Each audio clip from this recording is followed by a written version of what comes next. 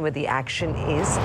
She's in conversation with Emkay's global head, Nirav Sheth, who's joining us live from the dealing room. Take it away, Mika. Yes, good morning, Samina. So yes, I am with Mr. Nirav Sheth, the CEO of Institutional Equities at Emkay Global Financial Services. Mr. Sheth, my first question to you is, what's the sentiment among your clients right now? Well, you can look at my team, this is hustling and bustling, and you can see they are quite quiet. So this is obviously, from what we were expecting, this seems to be a disappointment. And if BJP runs short of an absolute majority, even though NDA comes with a majority, market will reassess the entire trajectory of the policy and how we want to look at budget and the introspection in terms of what the government wants to do, because this is a shocker, if nothing else, probably coming from the worst possible scenario. From what we hear right now, that even Mr. PM Modi seems to be trailing in Varanasi. So obviously, this is a big disconnect. Yes. And what kind of sectors are your clients interested in buying in right now? Well, there's a big sea change in terms of what was there yesterday and what is there right now, right? So the whole idea was that you're going to reset the infrastructure level, you want to reset the investment to GDP ratio. If you look at the last 3 years, probably the first time since India's independence that your capital expenditure was higher than revenue expenditure. The question is that you've not been able to sell this politically to the to your constituents, right? So the whole thing you will to reassess in terms of what kind of cabinet you are forming, what kind of policy direction you are taking. But those things are different. First, I would believe that given the kind of run-up that you've seen in the markets, there could be a sizable sell-off if BJP doesn't get an absolute majority on its own. And in terms of sectors, are there any sectors that do stand out? Well, right now, so, in one of the interviews I said yesterday that, it is about alpha. It's about beta, sorry, not about alpha. The question is that whether you want to buy Indian equity assets or not, right? Today, after the dislocation, assuming that, NDA doesn't come in absolute majority, we need to reassess that at least till that time that valuations come back to a mean reversion. And, when you talk about the differential in valuations, what is the differentiation in valuations between the large and the small caps? Well, I'm not talking so much about the large and the small caps. The small caps are growing faster and therefore they are priced at a premium. But all this is contingent upon the fact that you can see 5 years out, 10 years out, your valuations eventually are a function of longevity of the earnings. Like I said, eventually if you look at the history long enough, these things don't necessarily matter, right? But the fact of the matter is that there was so much built up in anticipation for all of us, right? Because we believe that, India has gone to a stage where economics has started driving politics. And I don't think that, you've ever seen the PM not ever getting a majority, right? From the time he was Chief Minister in Gujarat. So assuming, again, I'm coming back to the same question, that if you assume that BJP doesn't come back on its own in absolute majority, a lot of questions will be raised.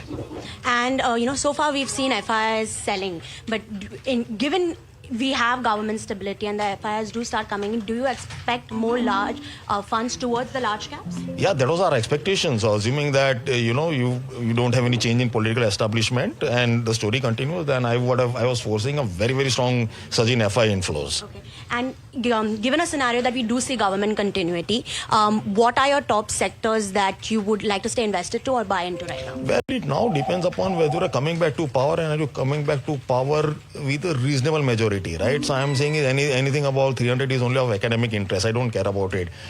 But you need BJP with 270, you need NDA at about 300. Then I think the story continues because they will be able to figure out, right? So I don't think that the basic DNA of BJP will change in terms of how they, how they want to reset the economic growth rate of the country forward. What will change probably is the way they start communicating to people at large, right? Because they have to sell the agenda because they eventually want to get voted back to power. Yes, okay. Thank you so much, Mr. Sheth, for joining us. Thank you. Pleasure. That's the view from the MK Global Dealing Room. Nirav Sheth giving his thoughts. What we need to do, by the way, as we, just before we take that break, and I think this is important to lay out, that while the leads are coming in as they are, and it's NDA 293 now, those numbers which were static for a really long time, have started inching up a bit. The Election Commission website, Tamanna, is a different piece. Just before I take that break, Tamanna, take a minute and just tell us the importance of that. So on every election, Neeraj, and I know everyone gives leads, but at the end of the day, I always look at the Election Commission website because that's what is final. They have 392 out of 543 leads, so much slower than what any TV screen is showing you. But remember, that's the asli one. Now, as per that, the BJP is leading on 187 out of those 392. That means you're close to 50% seats of everything which has been showing leads so far is with the BJP. The INC is looking like they're going to cross their 2019 number, which was fairly dismal. It was in the 50s. And of course, we will have to wait and see, because like we've been explaining, that you have rounds of counting. As of now, what is seeming fairly clear is that the election result is tighter than what was expected. If it was not, you would have probably seen a very different screen by 10 o'clock. It is a closer fight. Doesn't mean we know what the outcome is so far. God. On that point, viewers, we need to slip into a very quick break. More action on the markets and more guests on the other side. Stay tuned.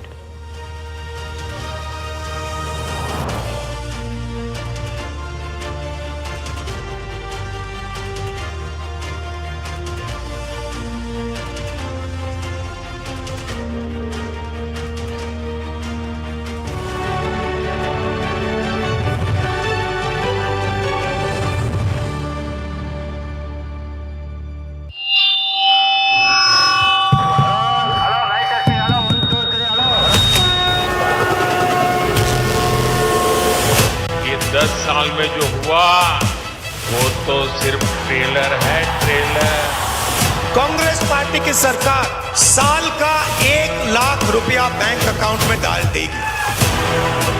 जो मर्जी करते हैं, power में है, power is temporary.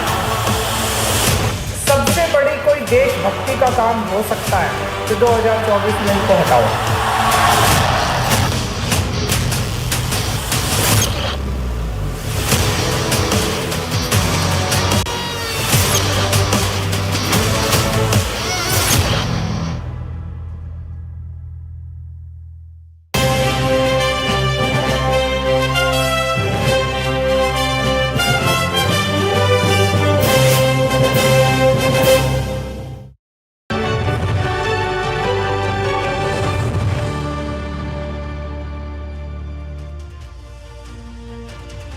All right, back with markets, and we'll stick with markets. Volatility, India VIX has inched up a little bit. Markets are a bit tense, yes, because look at that volatility index. It's, you know, the VIX has gone back to levels that it was on Friday.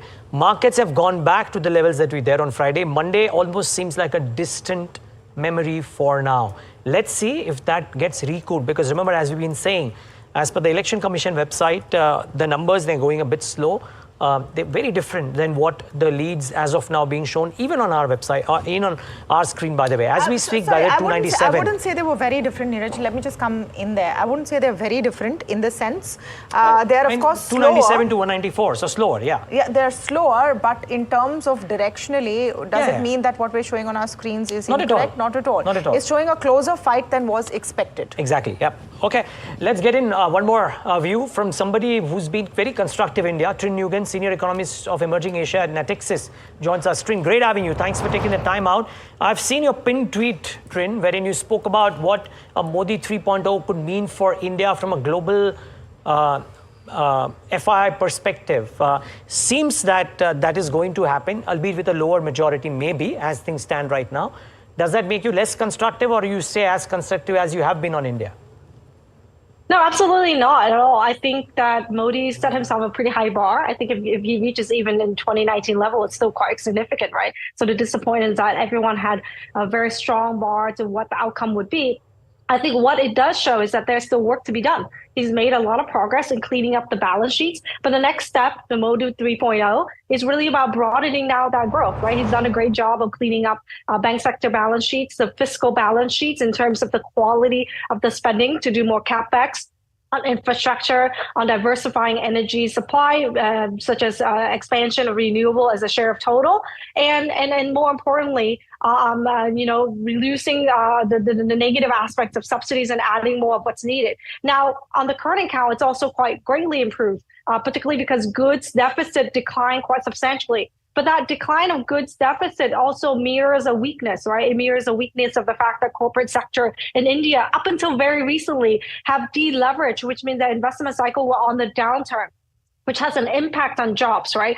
Service sector in India continues to outperform and continue to be a key driver of growth, but the manufacturer continues to be quite weak. So we think that in the next stage, we need to include everyone on board. Much of the job growth has been on the high skilled IT, businesses, services, and so on and so forth. The next, and even in manufacturing, it's really the ICT export that's excelling, right? Whereas we need the labor intensive, the job growth, the broadening out from fiscal investment, which has helped sectors like energy and infra, to other sectors, to other firms. And I think that is what the polls and the results are showing. It shows that Modi has done a good job and likely to be able to form the government, but he still needs to continue to do his work. And there is a lot more to be done in India.